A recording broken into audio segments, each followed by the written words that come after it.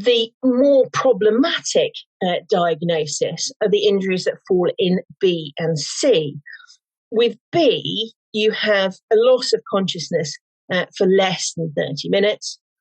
You have post-traumatic amnesia for less than 24 hours. You have a GCS of 13 to 15. And you might see a fracture, a basal linear fracture, a fracture at the base of the skull upon X-rays.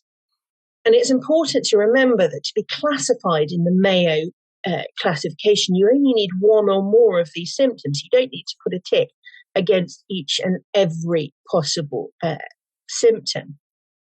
In a rugby case, you can see how an individual who chooses to participate in rugby might accept that a tackle could result in some low-level head injury and minor or mild traumatic brain injury, and therefore arguably accepted or assumed that risk.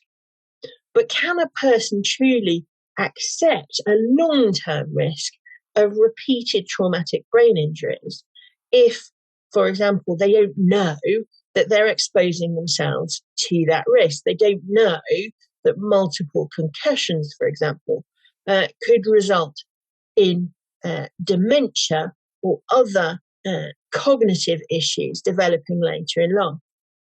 The difficulty, therefore, for governing bodies when considering knowledge is that different sports appear to have reacted at different speeds.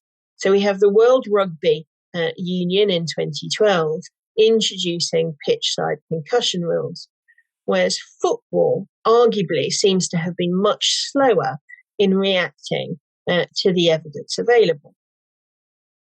We also have countries that have reacted at different speeds. So we have the US taking steps in 2012 and facing litigation in 2015. But again, it wasn't until 2021 that football players could be removed from the pitch without penalty following a head injury.